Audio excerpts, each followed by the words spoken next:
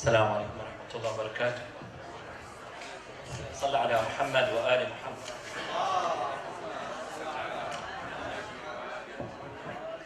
Dear brothers and sisters, first of all, I would like to welcome everybody tonight.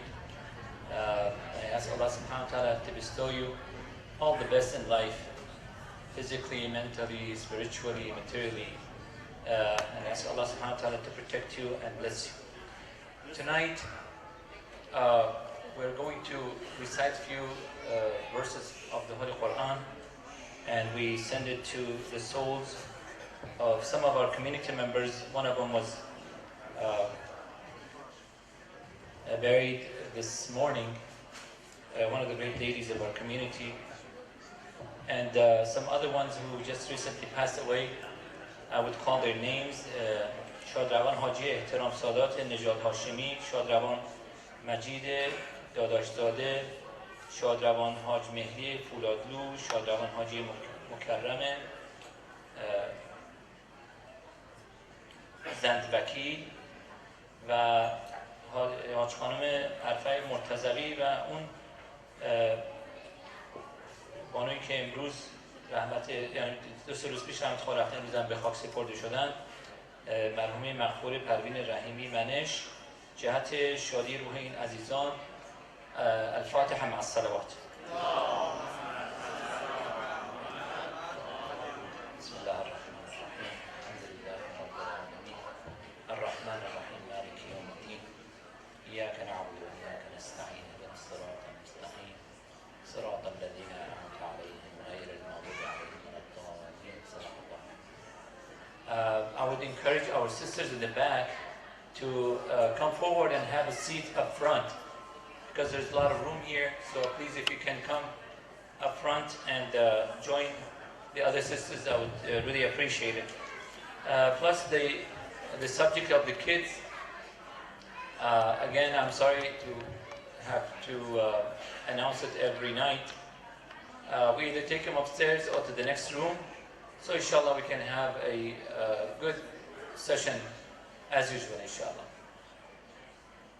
And before I start the recitation of the Holy Quran, 2 very important announcements. As you all know, next week, next Saturday, not tomorrow, not the after tomorrow, the Saturday after that, which is going to fall on May 13th. You all know we're going to celebrate the birthday of Imam al-Mahdi, Ajalallahu ta'ala, Farajuhu al-Sharif, inshallah. Please recite the salawat.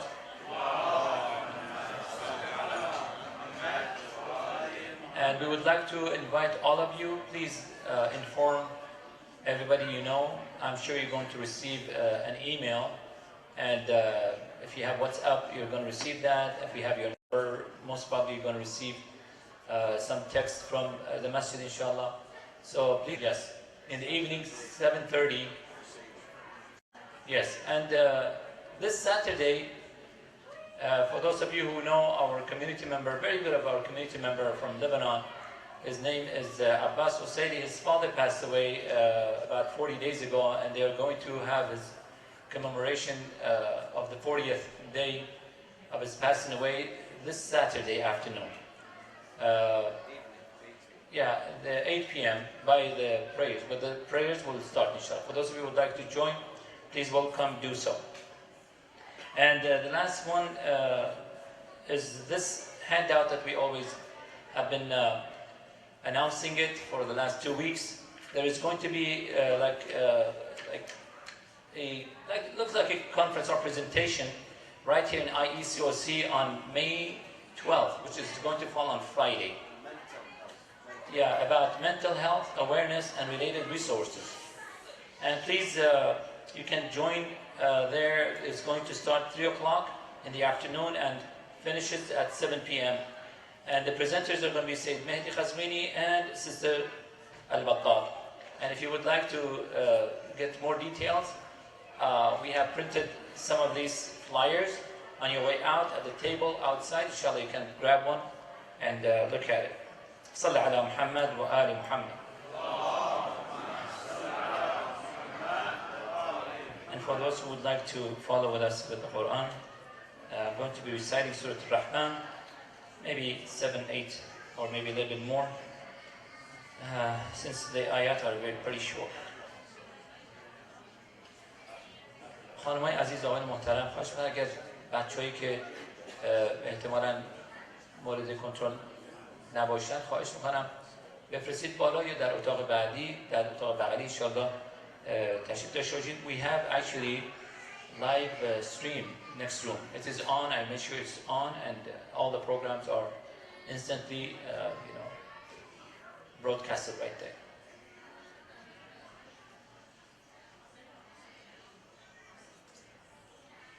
Since I still hear noises and Quran has to be recited in a way where everybody should be quiet, please, for the respect of the Holy Quran.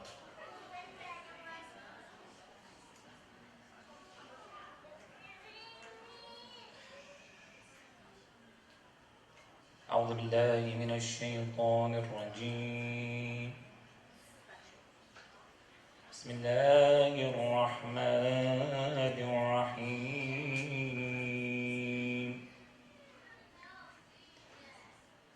الرحمن علم القرآن خلق الإنسان علمه البيان.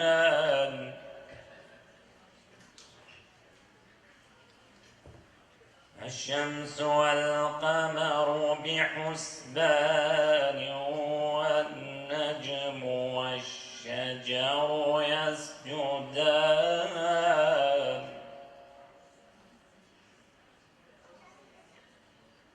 والسماء رفعها ووضع الميزان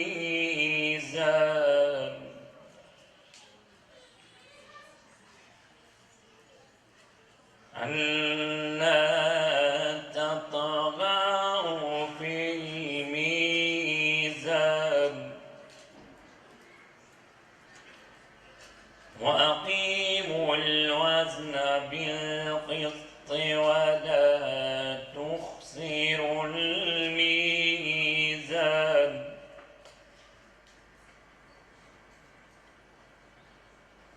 والأرض وضعها للأنام فيها فاكهة والنخل ذات الأكمام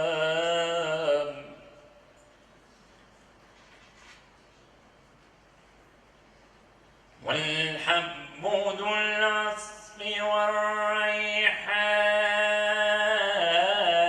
فبأي آلاء ربكما تكذبان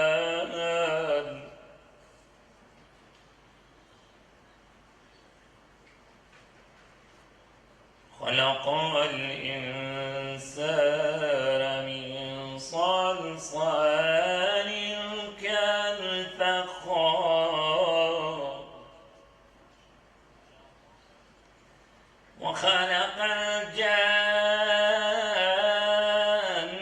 من مارج من نار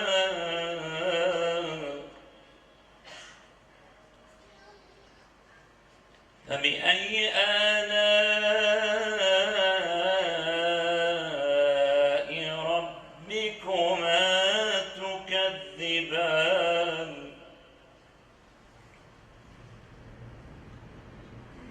رب المشرقين ورب المغربين فبأي آلاء ربكما تكذبان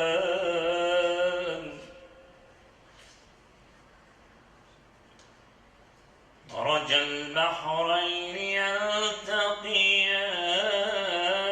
بينهما برزخ لا يبغيان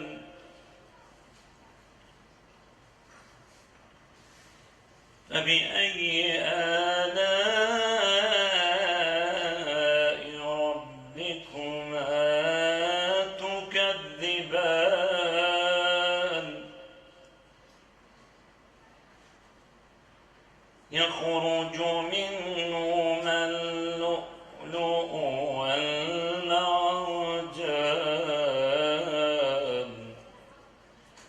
فبأي آلاء ربكما تكذبان صدق الله العلي الرحيم صدق الله العلي العظيم الفاتحة مع الصلوات اللهم صل على محمد وآل محمد. بسم الله الرحمن الرحيم إياك نعبد وإياك نستعين اهدنا الصراط المستقيم صراط الذين أنعمت عليهم غير المغضوب عليهم ولا الضالين. In the name of Allah, the most merciful, the most compassionate. Ar-Rahman, the Beneficent. The Beneficent Allah has taught the Quran. He created the human being and taught him intelligible speech. The sun and the moon rotate in a predestined orbit. The plants and trees prostrate before him. He raised the heavens and set up everything in balance, so that you would maintain justice in balancing matters. Therefore, maintain just measure and do not transgress against the balance. He spread out the earth for the people. There exist all kinds of fruits, palm trees with sheathed blossoms, grain with its husks, and aromatic herbs. Mankind and jinn, which of the favors of your Lord do you deny? He created the human being from clay, like that used for pottery, and jinn from the many colored flames of fire. Mankind and jinn, which of the favors of your Lord do you deny? He is the Lord of the two east and of the two wests. Mankind and jinn, which of the favors of your Lord do you deny? He has made the two oceans meet each other, but has created a barrier between them so that they will not merge totally. Mankind and jinn, which are the favors of your Lord do you deny? From the two oceans come pearls and coral. Mankind and jinn, which of the favors of your Lord do you deny? Sadaqallah al-Azim. So please join me and invite the Sayyid and the Imam of the Masjid to the podium with the last salawat.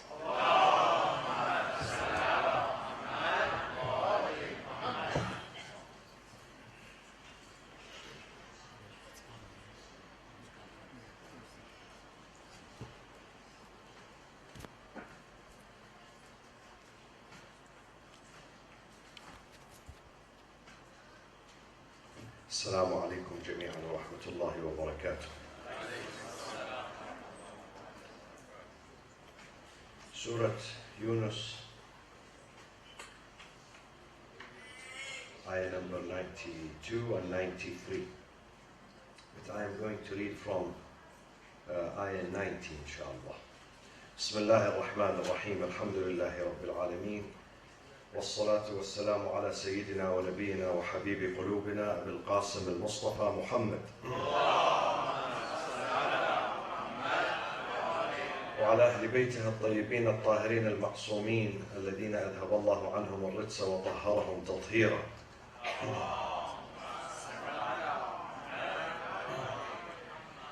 أعوذ بالله من الشيطان الرجيم بسم الله الرحمن الرحيم.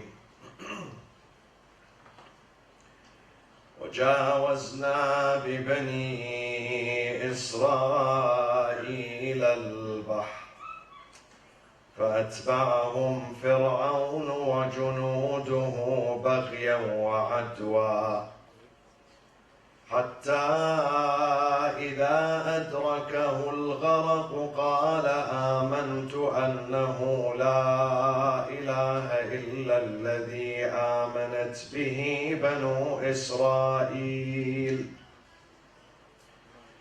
إلا الذي آمنت به بنو إسرائيل وأنا من المسلمين الآن وقد عصيت قبل وكنت من المفسدين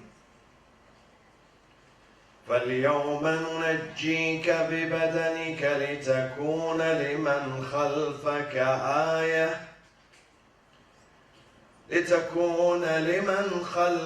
آية وإن كثيرا من الناس عن آياتنا لغافلون ولقد بوأنا بني إسرائيل مبوأ صدق ورزقناهم من الطيبات فما اختلفوا حتى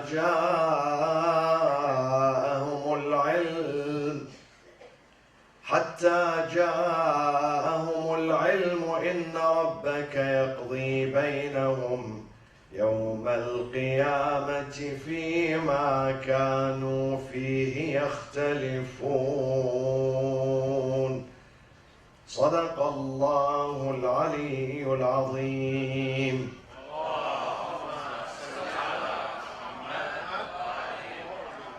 This is the finale of the long, tumultuous journey of Musa alayhi salam and the children of Israel in Egypt with the Pharaoh and the ancient Egyptian. They had a long history of conflict, of race issue. The ancient Egyptians, they mistreated the children of Israel. They used them as slaves, laborers, and they called them names. They mistreated them. يُذَبِّحُ أَبْنَاءَهُم. And when Moses realized that his government and his seat is going to collapse at the hand of the Israelites, he started slaying and murdering their kids. يُذَبِّحُ أَبْنَاءَهُم وَيَسْتَحْيِي نِسَاءَهُم. يَسْتَحْيِي means that he would spare their life. He would not kill the females, but he would use them as slaves while he would murder the boys. And then God gave permission to Moses that now it's time, you have to leave Egypt. You have to leave. You have no future in this land. And you have to head to the Holy Land, Al-Ard al-Muqaddasa, the Holy Land in Palestine. So, when Musa alayhi salam started his journey, he took the children of Israel to cross the river, and I mentioned why this river, though it is a river, River Nile, I mentioned last week why it is called Bahar. وَجَاوَزْنَا بِبَنِي إِسْرَائِيلَ الْبَحَرِ. The reason I mentioned it last week. So, when Pharaoh was about to die, حَتَّى إِذَا أَدْرَكَهُ الْغَرَقِ, when drowning, gharaq, overwhelmed him, he was about to die, he said, now, at this moment, I recognize the Lord of the children of Israel. He is a legitimate Lord, and I believe in him. But the answer came from God. The answer came, I don't believe you. And I don't accept your repentance, because you are not genuine. If you are genuine, even if you say, I'm sorry, 1 hour before your death, we're going to accept your apology. We're going to forgive your sins. But because you are not genuine, we know you are not genuine. You are saying this because you are drowning, not because you found the truth or you believe in the truth. It's not because of that, because you are arrogant. You don't accept the truth. But because you are drowning and perishing, now you said, I believe in the Lord of the children of Israel. آمنت أنه لا إله إلا الذي آمنت به بنو إسرائيل. There is only one Lord, the Lord that the children of Israel took as a Lord, as a subject of worship. وأنا من المسلمين. And I am one of the Muslims with the capital M. Capital M, all mankind are Muslims. Whoever who submits to God is called Muslim. Capital M. Ibrahim alayhi salam says, I'm a Muslim. Me and my son, Ismail, ربنا واجعلنا مسلمين لك ومن ذريتنا أمة مسلمة لك وأرنا مناسكنا وتب علينا. Make us submissive to you. And we are called Muslims. The reason why our religion is called Islam, because we submit to God. Because the spirit of Islam and the fruit of Islam is submission. الإسلام هو التسليم يقول أمير المؤمنين علي بن أبي طالب. الإسلام هو التسليم. The spirit of religion and faith is to submit to God. Is try to understand God, is not to argue with God. Sometimes we ask. Last weekend I was in New York. Someone who was 20 years old, he asked me why these things happen to us, tragedies and afflictions and loss and death and sickness and poverty. Why does God allow these to happen? So it is okay to ask. It's okay to ask. We need to understand. There is nothing wrong with that. But then when we understand, we have to submit.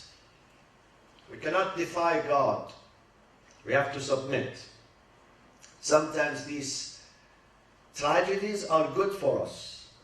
Some of them are good for us. Some of them are wake-up call. Before anything worse happens, God sends a wake-up call to you. He shakes you a little bit. So some of these tragedies are good for us. Some of them we don't understand their reason and their philosophy. We don't understand. I gave an example the other day. A hospital was being built in the neighborhood for the welfare of the community. The neighbors of that hospital were unhappy because bulldozers were working, there was construction work, noises. They were unhappy. But is this unhappiness of them, is it legitimate, acceptable? No. Because it's for their own welfare. If they wait, if they are patient, if they take these noises for a few days, they're going to have a good hospital. For the city, for the neighborhood, for their children, for their women, for themselves. Sometimes we become selfish. We look at it from a very narrow lens. Very narrow lens. While God's lens is very wide. Encompasses all mankind. Sometimes we put our own interest before the interest of the community, the society, or other mankind. God does not do that. God says, you are one among many. Yes, I take care of you, but at the same time I have to take care of others. Others too. Sometimes we do not comprehend the philosophy of these sicknesses or loss or afflictions. So it is very good to ask. Islam is a religion that encourages you to ask, to inquire. Inquire about God, the identity of God, who God is, what is your relationship with God, the identity of the prophets, who are the prophets, who succeed the prophets after them. We have to ask, what will happen to us after death? What happens to my body? What happens to my soul? Where is my destination? These are the questions that we must ask about them. We must learn. We should not hide them. So, الآن وقد عصيت. God said to him, today you say I'm sorry. Today, this last second, while you are drowning, you say I'm sorry. الآن وقد عصيت. الآن وقد عصيت قبل وكنت من المفسدين. Only a few minutes later you were a dictator. You were chasing Moses and his community to destroy them, to kill them. Now you say, I'm sorry. فالآن وقد فاليوم ننجيك. Today we shall save you in your body, not your soul, in your body. Today, فاليوم ننجيك ببدنك, in your body. Why? Why we save your body? That you might be a sign unto those who would come after you, dictators who are going to come after you to the throne. They're going to take you as a lesson. You become a sign, an example. فَالْيَوْمَ نُنَجِّيكَ بِبَدَنِكَ لِتَكُونَ لِمَنْ خَلْفَكَ آيَةً. For those dictators who are going to come after you, dictators worldwide, not just in Egypt, many centuries later, who are going to assume power and abuse their subjects and their people. You become an example. You become a sign. آية. آية. وَإِنَّ كَثِيرًا مِنَ النَّاسِ عَنْ آيَاتِنَا لَغَافِلُونَ. Why does God want Pharaoh to be a sign? Why he saved his body? If you go to the Egyptian museum, in the heart of Cairo, there is a big museum called Al-Mathaf al-Masri, Egyptian museum. You go to a section, in that section you see the body of Pharaoh. It's preserved there, you can see it. God says, well, I will save your body to be a sign for those who come after you. Why? Because many people cannot believe that a dictator, such a dictator like Pharaoh, or any other strong dictator, would perish one day, or would die. They cannot accept that. It's too hard for them to accept. Because they believe he's too strong to die. Look at this man who owns everything. He rules this entire continent. He's so strong. He's so influential. Can he die? Would death reaches him? Yes. God says yes. I'll make you a sign so people can believe that every person is going to die, including you. You who claim to be the Lord. You, Pharaoh, who asked people to worship you, to submit to you. You who said to your community, أَنَا رَبُّكُمُ الْأَعْلَى. I am the highest Lord in this land. You are dead now, and I want people to see your body. Sometimes we do not believe in death unless we see the dead. We don't believe in death unless we go to the cemetery and we see the grave and we see how the dead one is buried. Then we believe that there is death, there is a grave, because we tend to forget. So God wanted him to be a sign for all dictators that you're going to have an end. Your rule is not endless. You are not going to stay in this seat, in this power, in this house, on this desk for the rest of your life. I saw a sign in one of the countries, good sign, which was put at the entrance of the palace of that king. The sign says, لو دامت لغيرك لما وصلت إليك. If the throne had been kept for the one who was before you, you couldn't have reached the throne today. If your predecessor had stayed in power on this seat forever without death, you couldn't have succeeded him. So remember that. You're going to sit today, someone is going to succeed you. Nobody's going to sit on this seat forever. No. When we die, the entire mankind is going to die. And you know what happens? The entire mankind. One day this earth existed with no inhabitants. The earth is going to remain one day to be without inhabitants too. All of them, all people die. and then God is going to ask, لمن الملك اليوم? لمن الملك اليوم? To whom belongs to the kingdom and ownership today? Nobody answers. Nobody is there to answer.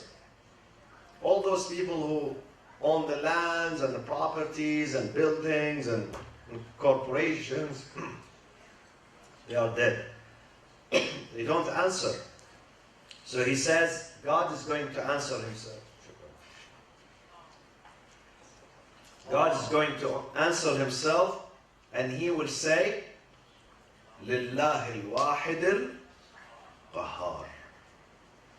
The kingdom and the earth belongs, this mulk, this universe, belongs lillah, the only God who is irresistible. Nobody can resist God. Nobody can resist the will of God. لله الواحد القهار. So Nunajik, God wanted to save his body. The rest of the army, they drowned to the depth of the river. The only body which was survived, the body of Pharaoh. And Nunajik in Arabic means this term, it means we're going to raise you to a high place on the shores. So water cannot reach your body anymore. So you can be preserved. People will salvage your body, take it out, and you could be preserved so people come and look at you. When I went to the Egyptian museum myself, I remember this verse. And these are one of the miracles in the Holy Quran. One of the miracles. That the body of a tyrant who lived maybe 5,000 years ago, still today you can see even his hair, even the hair of his beard is there. But it's not gray like mine, it has different color. He used to dye it probably. فاليوم ننجيك ببدنك لتكون لمن خلفك آية وإن كثيرا من الناس عن آياتنا لغافلون. God says, yet many among mankind are heedless of our signs. Heedless. We read the story and then we forget the following day. We see the lesson right before our eyes and we forget the following day. غافلون. Majority of us are heedless. Heedless. Why? Because this dunya, this life keeps us deceived. It keeps us busy. And we get deceived by this life. We get deceived. غافلون. We don't pay attention. We see the lessons, but we tend to forget them, especially power and authority. Power, authority, richness, they are the biggest intoxicants. They intoxicate our mind. Power. When someone is nothing, no one, and all of a sudden he becomes, as an authority. They appoint him to be in this post, in this position. He finds himself all of a sudden to be someone who is very important. This position and this power and this authority makes him intoxicated. Intoxicated. So he cannot accept the truth anymore. He would not accept the truth. He would not submit. He becomes heedless. And not only that, even wealth. God says in the Quran, wealthy people most of the time, most of them, not all. We have exceptions. Definitely we have exceptions. Those who have strong faith, they do not become intoxicated.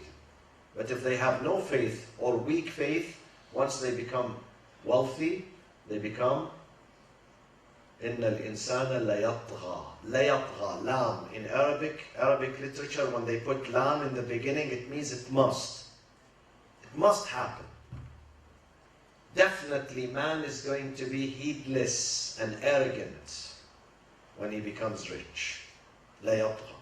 أَنْ رَآهُ اسْتَغْنَى. Immediately after feeling that he's rich, he becomes arrogant. He would not listen to any advice. He believed that he's always right. What he says, what he does is right. Then Allah says, وَلَقَدْ بَوَّأْنَا بَنِي إِسْرَائِيلَ مُبَوَّأَ صِدْقٍ وَرَزَقْنَاهُمْ مِنَ الطَّيِّبَاتِ. This is an important verse.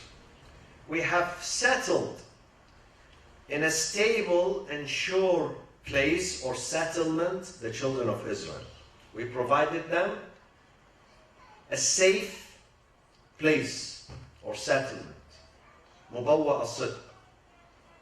And we provided them from all the good things. All the good things in this life. Where is this now? Where did God provide them? Where do you think? Where did He provide them? With a stable, peaceful place, and He provided them all from all the goodness, good things, طيبات. Where? In Orange County, in Manhattan, New York, where? In Beverly Hills. Which part of the earth? Help me. This is a verse in the Quran, in your book. وَلَقَدْ بَوَّأْنَا. Verily, وَلَقَدْ, verily, surely, we provided the children of Israel a nice place, peaceful place. مُبَوَّأَ صِدْقٍ. We have this in the Quran. وَقُلْ رَبِّ أَدْخِلْنِي مُدْخَلَ صِدْقٍ وَأَخْرِجْنِي مُخْرَجَ صِدْقٍ. What does مُبَوَّأَ صِدْقٍ? مُبَوَّأ, it's a settlement, place to live, dwelling, okay? مُبَوَّأ. صِدْق, what does صِدْق mean here? What does it mean? Not a truthful. صِدْق means that they get whatever they ask for. They ask for stability, there is stability. They ask for peace, there is peace. They ask for food, vegetation, fruits, rivers, water, security, good weather. They have it. Everything they ask for. مُبَوَّأَ صِدْقٍ. So they have not to worry about anything. And where is that? In heaven? No. God says we provided them, past tense. In heaven, it's in the future. He used وَلَقَدْ بَوَّأْنَا in the past tense. So this means it happened in the past. Exactly. Exactly. The many commentators in the Quran, they say this is the Holy Land, Palestine. Palestine, because it is a sacred land, holy land. It has a good location.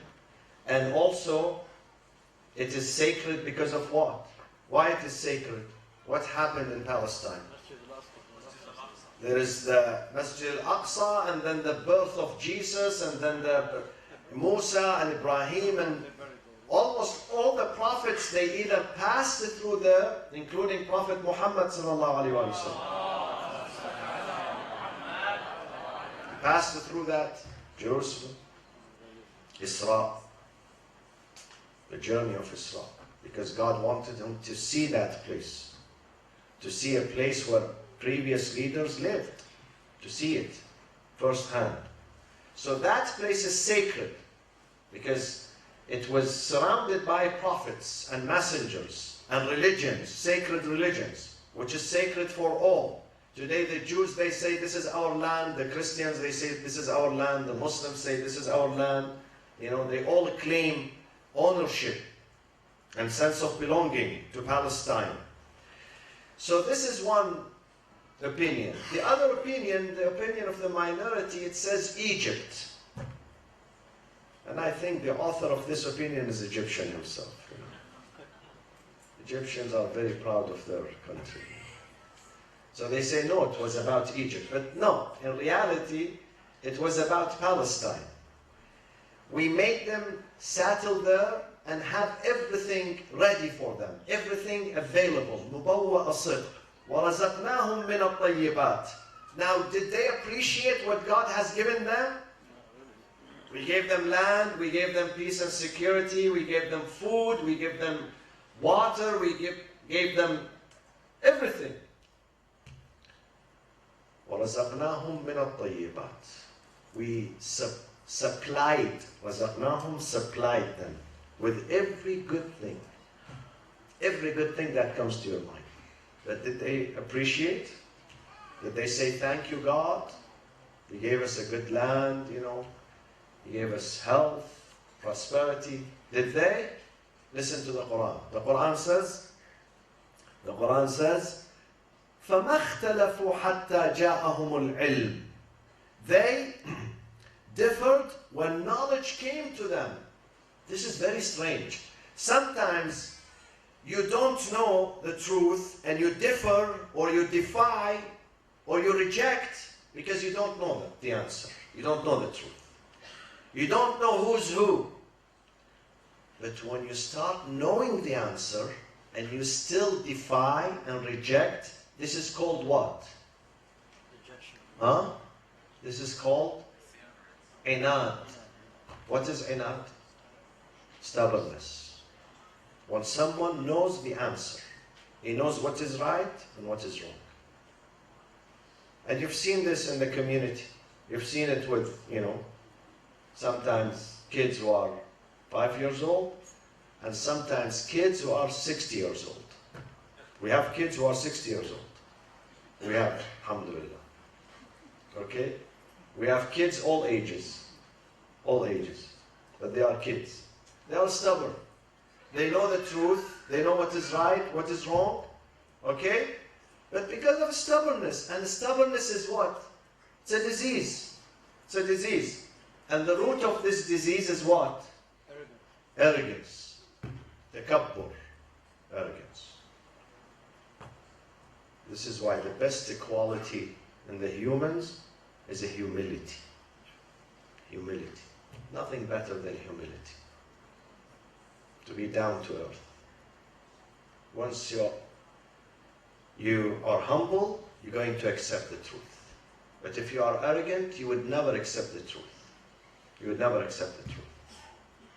Ask God to make you humble. Nothing is more beautiful than being humble. So they rejected. They rejected after knowing what is right and what is wrong. فَمَا اخْتَلَفُوا حَتَّى جَاءَهُمُ الْعِلْمِ. But God surely is going to judge among them on the day of judgment. إِنَّ رَبَّكَ يَقْضِي بَيْنَهُمْ يَوْمَ الْقِيَامَةِ فِيمَا كَانُوا فِيهِ يَخْتَلِفُونَ. God is going to judge between them. Now, how they rejected? What did they reject? They rejected two things. One opinion says they rejected Moses. After God saved them from Pharaoh and he brought them into Palestine, they rejected their prophets. They committed mischief and rebellion. Not only the children of Israel committed mischief, the Muslims also committed mischief after the Prophet and during the time of a Prophet Muhammad sallallahu alaihi wasallam. Quran is not just for storytelling. The Quran is saying, oh Muslims, be careful. Don't do what others did to their prophets. So even Muslims, they rejected the Prophet. They rebelled. Some Muslims rebelled against their own prophet and their own leadership. But God is going to judge between the people. God is going to hold us accountable for everything we do in this life. So some of them rejected Moses and rejected their prophets, and some others rejected the Prophet Muhammad. When the truth came to them, knowing that he's the messenger of God, because it was written in their books that at such and such time there will be, and this is in the Old Testament, one of the descendants of Abraham from his son Ishmael is going to be raised in the community, and that is a reference to Prophet Muhammad. But they did not believe in him. Why? Because of one word. Because of race issue. Because Muhammad is not one of us. They wanted the Prophet to be one of them. Since he's not one of us, we don't accept him. And this is not good. God says, you have to be universal in your thinking. You don't follow people because of the color of their skin, neither because of their language. If you follow someone, you have to follow him or her because of their character, because of their moral quality, because of their intelligence, because of their righteousness. Do not look at color. The worst thing is when we judge people based on their color. This is the worst thing. The worst thing is when we just judge people based on their language, on their culture. God says, follow people because of their contribution, their richness, their piety, their righteousness. Because you learn from them. Don't look at the color. Don't look at the race. Race is not an issue in Islam. God says, I created you out of male and female, and I made you into different races, so you learn from one another, and you appreciate one another. Not you fight. Not to say my race is better than your race. My color is better than your color. We have to be universal. Yes, you might be proud of your heritage, your parents. Be proud of your color too. But respect other people's color too. Respect them too. Don't demean someone because he's not my color, he's not my language, he's not my nationality. I look down at this view. This is not right. We have to be universal. Color is God's creation. Language is God's creation. This nationality or that nationality, they are all the children of God. And we should not discriminate between the children of God. Inshallah, we see you tomorrow at the Friday sermon, Friday service at 1 p.m. And also Saturday the 13th, we will see you at the celebration of Mid-Sha'ban, inshallah, the birthday of the last Imam, Al-Imam Al-Mahdi. اللهم كن لوليك الحجة ابن الحسن صلواتك عليه وعلى آبائه في هذه الساعة وفي كل ساعة وليا وحافظا وقائدا وناصرا ودليلا وعينا حتى تسكنه أرضك طوعا وتمتعه فيها طويلا واجعلنا اللهم من أنصاره وأعوانه وإلى أرواح المؤمنين والمؤمنات والشهداء ثواب الفاتحة مع الصلاة على محمد وآل محمد. This is a